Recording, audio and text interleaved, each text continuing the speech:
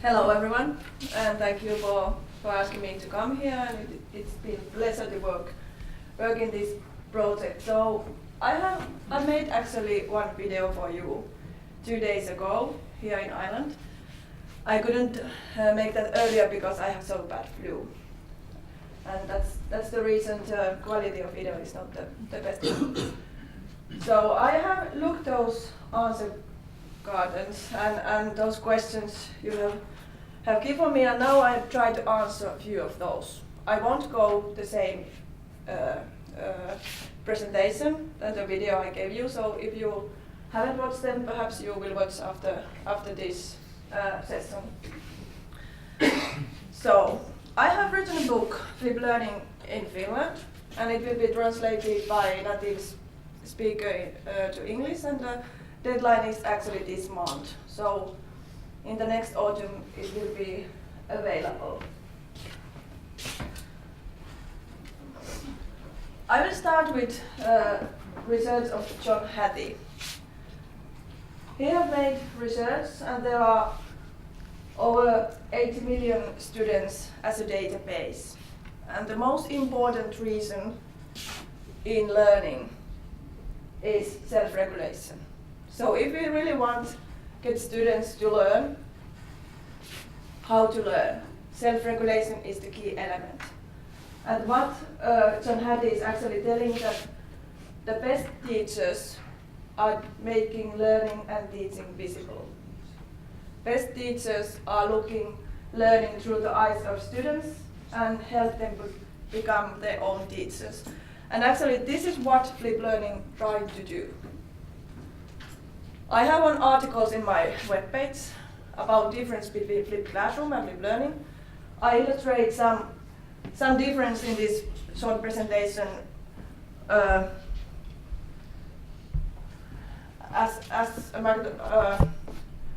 illustrate the difference in matter of fact in videos. How flipped classroom teachers are using videos and how those who are flipping learning. I'm a lower secondary school teacher. I'm a math teacher, and here are some photos of my class. My students are using iPads, and the biggest thing in this whole flipping process is learning material. I have made 10 books, the whole curriculum of lower secondary school level, and the biggest secret in flipping material is that it is heavily differentiated. There are different kind of levels. The idea is that every student will not learn everything. They will learn enough for themselves, but not everything.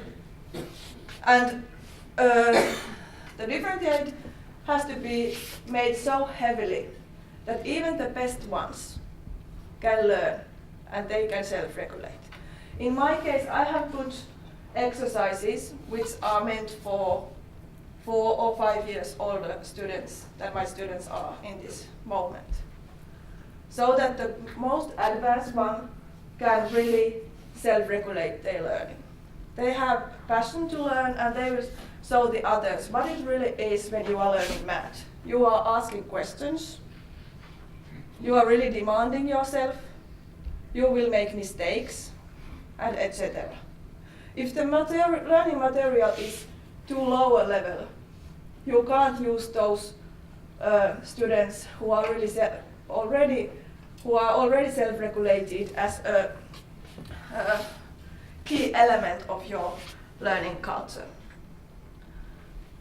I'm a teacher in a teacher training school, and here is one of my teacher students. The problem in flipping is that normal classrooms are too tiny. And in my case, I have just went to the hallway. There are few sofas and tables, and my students can be in the hallway or in the class, wherever they want to learn. And here is the difference between flipped classroom and flipped learning.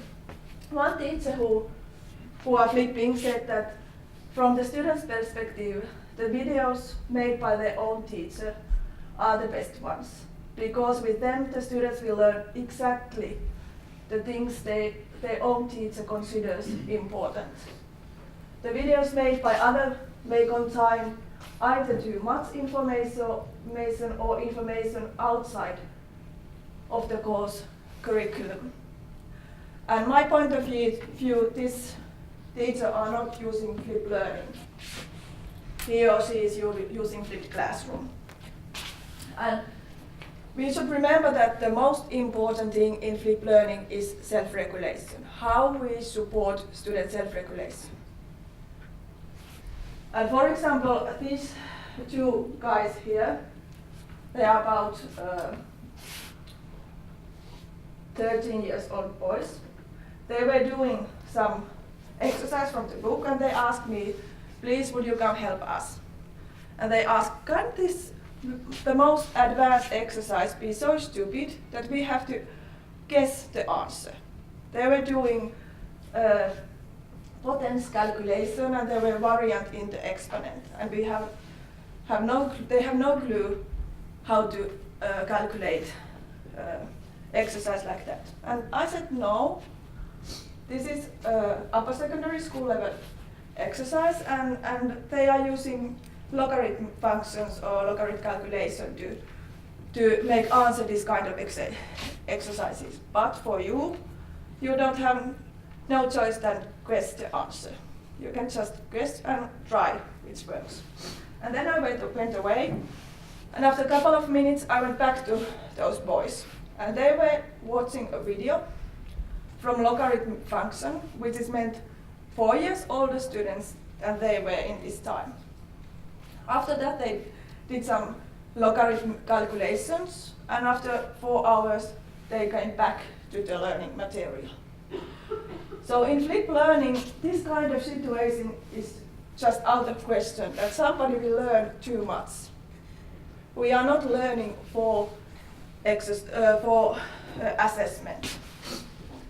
And as a matter of assessment, this boy here is doing assessment. If you have some mandatory final tests, then you have some mandatory final tests. But best way to practice for those tests is not making similar tests as the one which is final. Instead, the best solution is using formative assessment.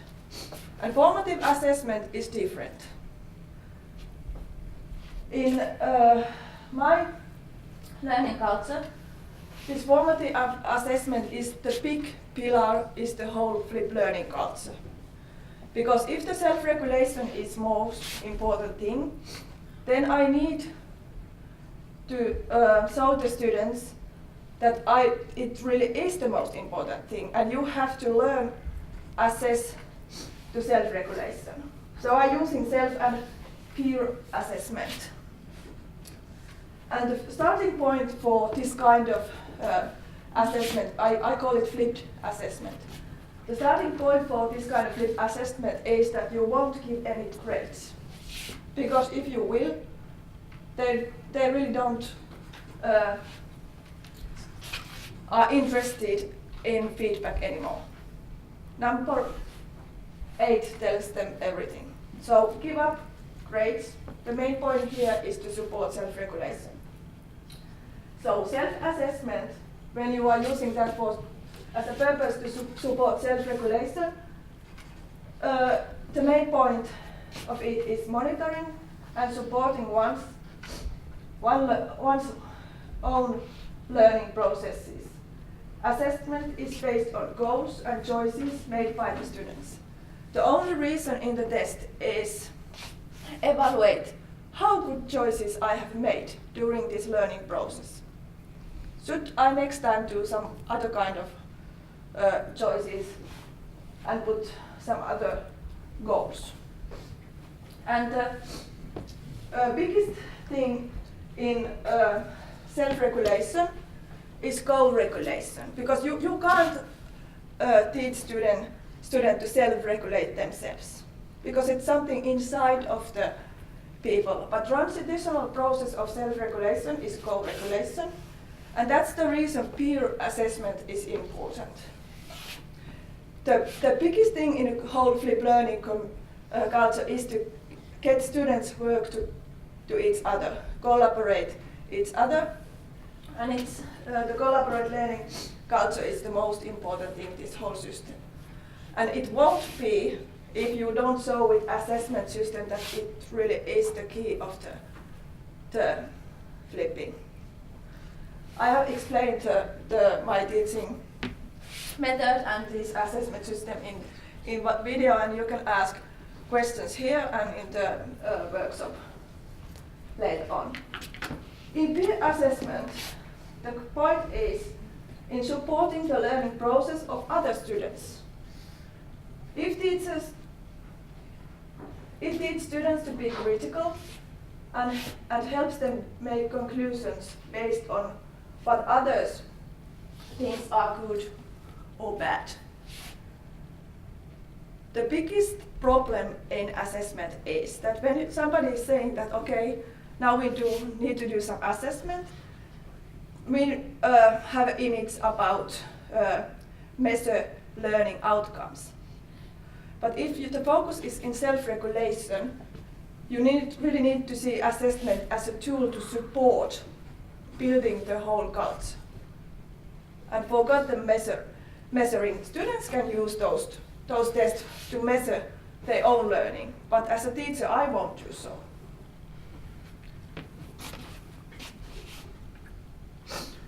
And here is the model I've made, and here is the teacher part. So there were a question, what teachers are doing in the flipped learning culture? Actually, when the students are here, I'm not actually doing nothing except helping every student or things like that. I am a tutor in the classroom. But what I have done, I have made the material. I am using a lot of videos, but I haven't made those videos by myself. I have a pool of everything. There are learning paths, there are mastery learning idea explained, there are self-assessment, there are peer assessment, and the whole thing is in collaborative learning. And as I said in video, it's not cooperative learning. You really need to give collaboration also hands-on students. When they are practicing their self-scaffolding skills, they are not doing some common exercise or common product which they will give up for you. They are doing something for themselves. They are learning to learn. Okay. There is in my webpage. I have published this article in IGME conference, so you can read the whole article, and the book, which will be published in English in the autumn. I have opened this whole theory with two teachers. I am giving the theoretical background and challenging two teachers.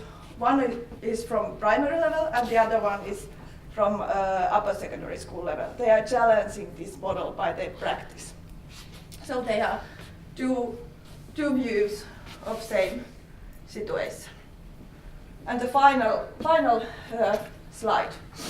How many of you mastery learning is familiar? Yeah, it's the most used theory of learning during these almost 40-50 years. However, quite often teachers are using mastery learning and they are just coming back because it takes so much time. But in flipped learning, the situation is different because it really is learner-centered learning culture.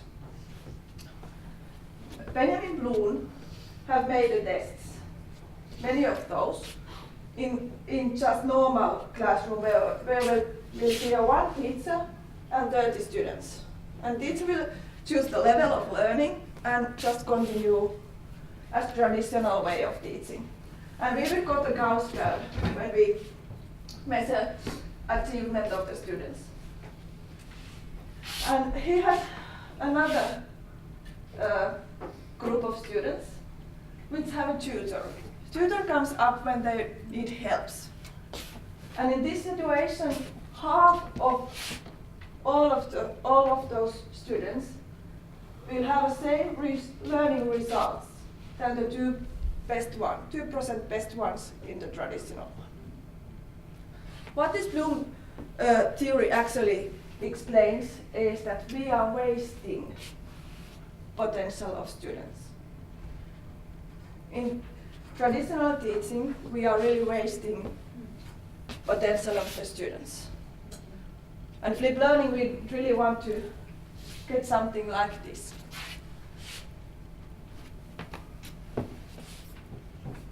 Okay, I won't go deeper than that, but now if you have some questions, I'd like to answer.